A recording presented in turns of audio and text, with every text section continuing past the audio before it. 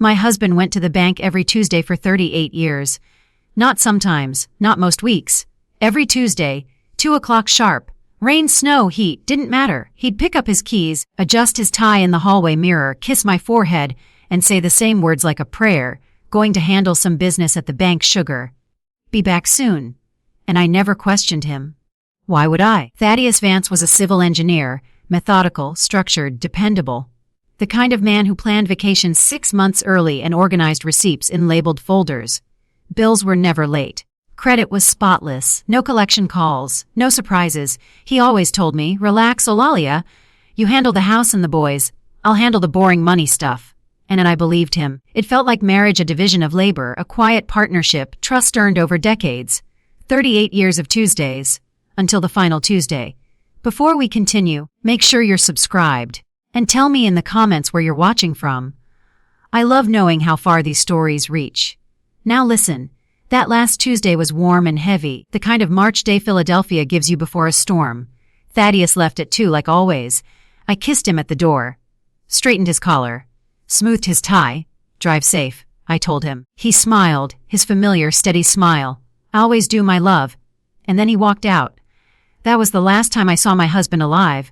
Later, I went to Reading Terminal Market. I was standing in the produce aisle choosing oranges when my phone rang. Langston, our oldest son. The moment I heard his voice, my stomach dropped. Mama, he said, too controlled, too quiet. You need to come to the hospital. Right now. My hands turned cold. What happened? I blurted. Is Zadie okay? The babies know, he whispered. It's Pop. I left the cart right there, groceries, fruit, everything, and ran like my body didn't belong to me. I drove to the hospital in a blur, red lights, yellow lights, prayers I hadn't said in years. 15 minutes became 10. Langston was in the ER hallway. The second I saw his face, I knew. His eyes were red. His skin looked gray. His shoulders were slumped like the world had finally won. He couldn't even look at me when he spoke. Mama, I'm so sorry. And just like that, Thaddeus was dead. Massive coronary. 59 years old, healthy, active, walked every morning, gone in a moment. People hugged me, expecting me to fall apart. But I didn't cry. Not then. Not in the ER. Not when they said, she's in shock. Because it wasn't shock, it was something worse. Somewhere deep inside my chest, I felt a door open, and I could breathe. Relief. Freedom. And the terror of that feeling hit me harder than grief. Because what kind of wife feels free when her husband dies? The funeral was rainy Saturday. Mother Bethlehem Church was packed. Co-workers, fraternity brothers, neighbors, people I'd never met. They kept calling him honest, upright, a man of integrity. I stood there in black, accepting condolences, and felt like they were describing a stranger. Zadie cried through the entire service. She was always Daddy's girl. Langston held it together until they closed the casket. That's when he broke, and still I didn't cry. Because even then, something in me kept whispering, maybe you never truly knew who you married. 2 days after the burial, Monday morning, a white envelope arrived. No return address. My name typed neatly in black letters. I opened it at the kitchen counter without thinking much. Union Trust Bank letterhead. The moment I saw it, my throat tightened. It read, Dear Mrs. Eulalia Vance, you are listed as a co-holder of Safety Deposit Box N1847. Please contact us to schedule access. I read it once. Then again, Safety Deposit Box. Thaddeus never told me about any box. Not once in 38 years. I called the bank immediately. Hands shaking, heart racing. The customer service woman was calm. Yes, ma'am, you are a co-holder. Yes, ma'am, you have full access. She offered Wednesday at 10. I said yes. And when I hung up, my whole body felt like it was buzzing. Because suddenly those Tuesdays weren't routine anymore. They were a secret. That night I didn't sleep. I walked through the house opening drawers like I was searching for proof that my life was real. Everything looked normal. Folders with perfect labels. Bills in order. Tax documents neatly filed. It was too clean. Too perfect. And I've learned something in life. When everything looks perfect, it's usually because someone is hiding the mess. Tuesday night, Langston came over. He looked exhausted, tie loose, eyes sunken. Mama, he said, we need to talk. Those words are never harmless. We sat at the kitchen table. He placed a thick folder down, the kind lawyers use. I've been sorting Pop's business paperwork, he said. Hun, something doesn't add up. My stomach twisted. He opened the folder and pulled out statements I'd never seen. Then he pointed to a line and swallowed hard. The joint account, the one you two always used. It's almost empty. I stared at him like he was joking. What do you mean empty? There's $1,200, Mama. My mouth went dry. That's not possible, I whispered. We always had money. Your father deposited his checks. I deposited my pension. Langston shook his head slowly. And the savings account. The emergency one Pop always talked about. He exhaled like it hurt. It was closed 6 months ago. The room tilted. And Mama, he added, voice breaking, I can't find the retirement funds. Or the investments. Or anything. I blinked hard. It has to exist, I said, as if saying it would make it true. It has to. Langston looked down. It's like it never existed. That night I lay in bed staring at the ceiling, listening to the silence where my husband used to breathe. And all I could think was 38 years. 38 years of Tuesdays. What was he doing? What was he hiding? And why did the bank think I was part of it? Wednesday came cold and gray. I dressed carefully. Black slacks, white blouse, navy blazer. Not clothes. Armor. Langston offered to go with me. I said no. Whatever waited inside that box, I needed to face it alone. Because some secrets aren't meant to be shared in the moment you find them. They're meant to be survived first. Union Trust Bank was glass and steel. Cold lights, cold floors. The manager met me and offered condolences like a script. Then she led me down into the vault. A wall of small metal doors, hundreds of them, each one holding someone's hidden truth. She stopped at box M1847, used her key, handed me mine. The box slid out, heavy in her hands. I'll leave you to examine the contents in private, she said. And then she walked away, leaving me alone with 38 years of Tuesdays. Inside the private room was a white table, 2 chairs, and a buzzing fluorescent light. I placed the box down and stared at it for a long moment. My heart was pounding so hard I could hear it. Then I opened it. Folders. Neatly labeled in Thaddeus's handwriting. The first one, Real Investments, Dio Topan. I opened it, and my breath disappeared. Pages and pages of losses, secret brokerage accounts.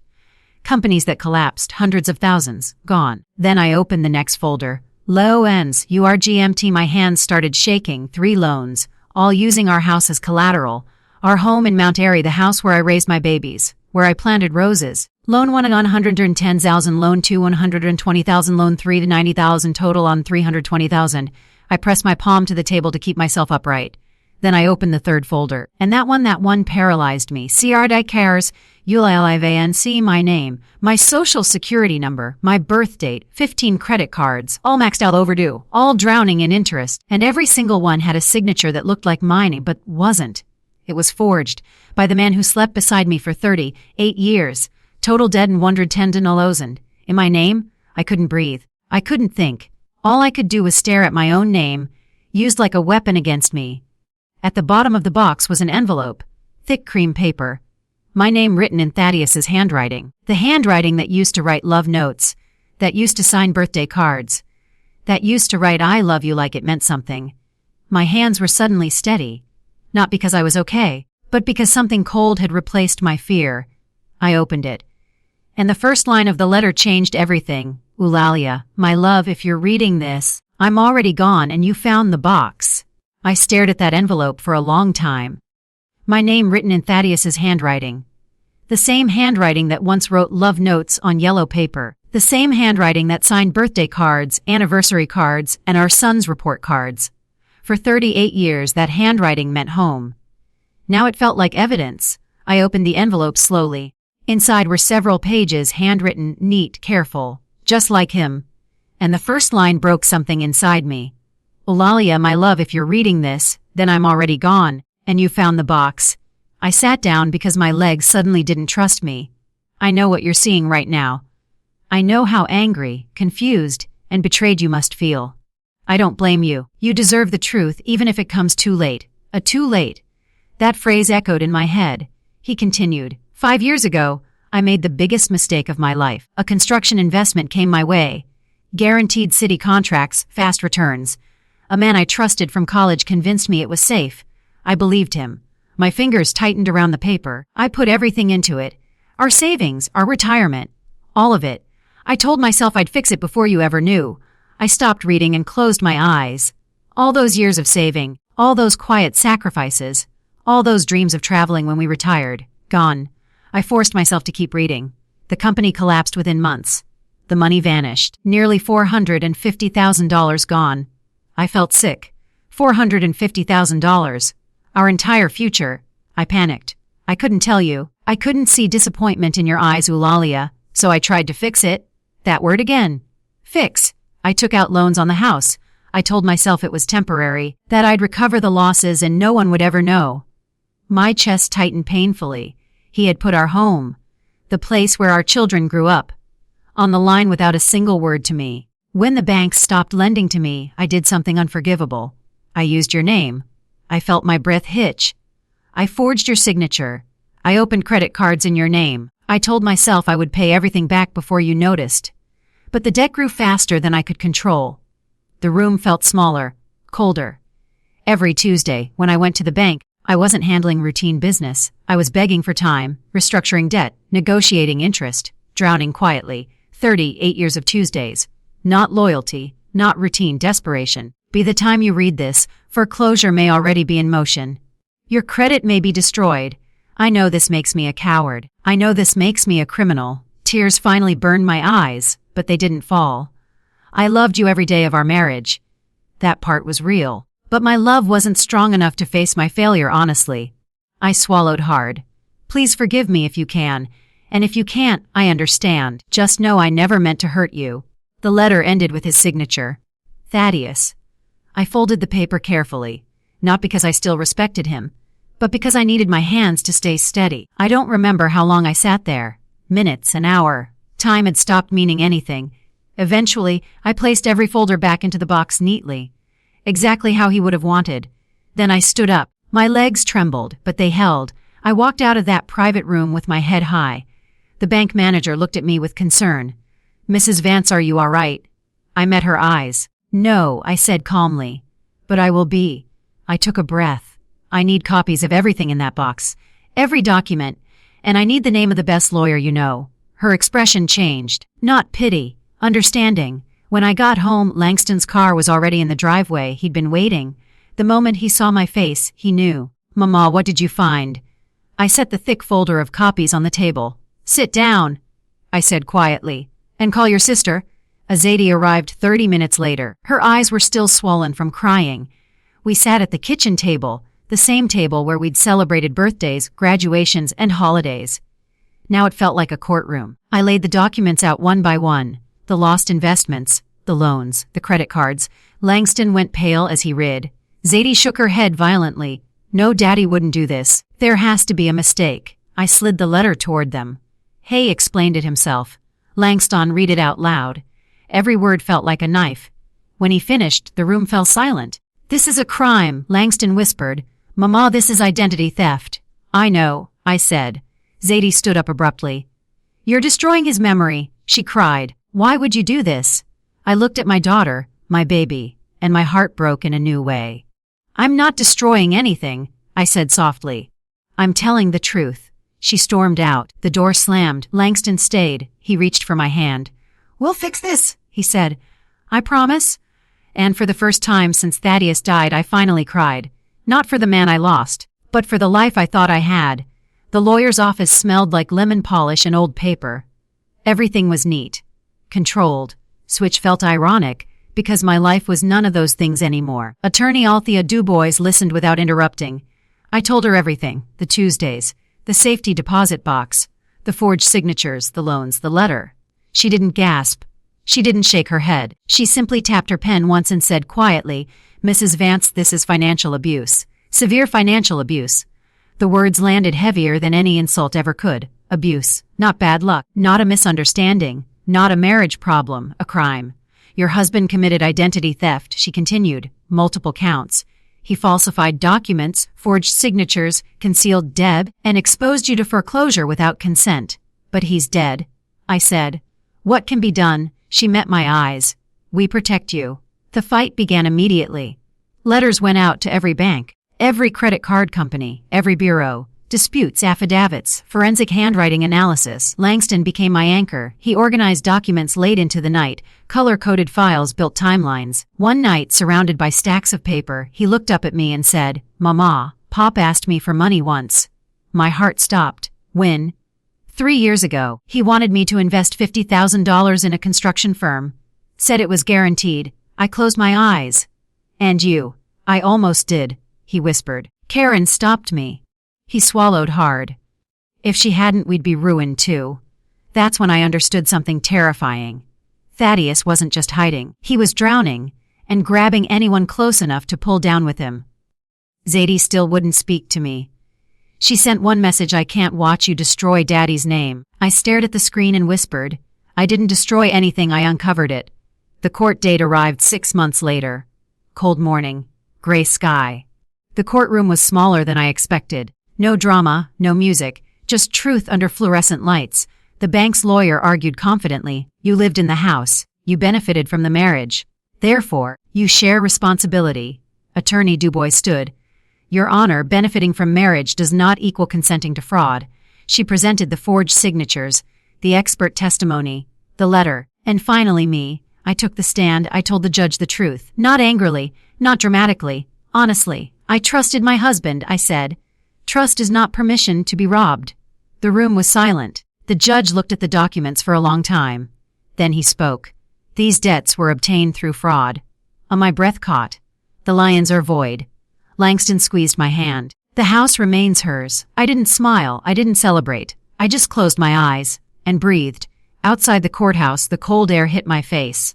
I had won my house, my name, my future, but I had lost a marriage I never truly had. That night, my phone rang. Unknown number. Mama? Zadie, her voice was broken.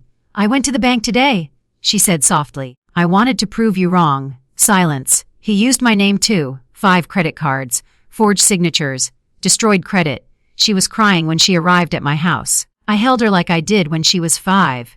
And this time she believed me. That was the moment I realized something powerful. Truth doesn't destroy families. Secrets do. Truth just exposes the wreckage and gives you a chance to rebuild. I was 60 years old when I realized I had to start over. Not emotionally, not spiritually. Financially, that realization hits differently. It doesn't come with drama or tears. It comes quietly, when you open a drawer and realize there is nothing left to pull from. No savings, no safety net, no husband to lean on. Just you, and time that doesn't wait. The morning after the court ruling, I sat alone at my kitchen table. The house was safe. The debt was lifted, but safety doesn't pay electric bills. I looked at my bank app. 1-842-11-7, that was all I had in the world. I whispered to myself, okay, Aaliyah, what now? And the answer came faster than I expected: work. I hadn't worked full-time in years. I had taught English at community language schools before retiring. I loved it, helping people find words in a new country. So I ironed my blazer, printed my resume, and stepped back into a world that doesn't love older women. At 60, you don't get encouraging smiles. You get polite pauses. You're very experienced, they say, which is code for too old. I applied anyway. Retail stores, libraries, community centers, language schools. Most never called back. One did, the Wheatley Language Institute. The director was a woman in her 70s, white hair, red glasses, sharp eyes that missed nothing. She scanned my resume and asked, "Why do you want to work again?" I didn't lie. My husband died, I said calmly. And when he did, I discovered he destroyed our finances in secret. She didn't flinch. I need income, I continued. But more than that, I need purpose. She smiled. When can you start? 3 days a week, afternoons. The pay wasn't impressive, but it was mine, earned, clean, honest. For the first time in months, I slept without my chest tightening. Zadie slowly came back into my life, not all at once. First texts, then phone calls, then coffee. She was grieving 2 things at once: her father and the man she thought he was. One evening she said quietly, "I don't know how to love him anymore." I answered honestly, "You don't have to hate him, but you don't have to protect his lies either." That's when she cried, and that's when healing began. At the language school, something unexpected happened. Women started staying after class, lingering, asking questions that had nothing to do with grammar. One whispered, "My husband controls all our money." Another said, "I'm scared to ask questions." Another asked, "How did you survive?" So I told them, the Tuesdays, the box, the debt, the court. I didn't soften it, and they didn't look away. One night, Miss Ida May pulled me aside. "You know what's happening, right?" she said. I shook my head. "You're becoming a lighthouse." We started a small support circle, just once a month, no therapists, no judgment. Truth, coffee. 12 came the first time, 20 the second. By the fourth meeting, we had to move rooms. Stories poured out. Hidden debts, controlled accounts, forged signatures. Different husbands, same pattern. Control disguised as care. I realized something important. What happened to me wasn't rare. It was just rarely spoken about. 1 year after Thaddeus died, I went to a new bank, not Union Trust. Somewhere clean, anonymous. The teller asked, "What name would you like on the account?" I paused. Then I said, "Aaliyah Chestnut." "My maiden name. My original name." She typed it in and smiled.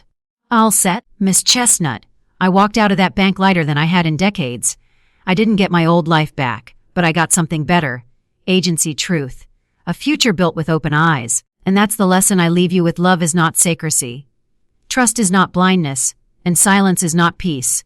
If something feels wrong, look closer. If the truth hurts, face it anyway. Because the cost of ignoring it is always higher.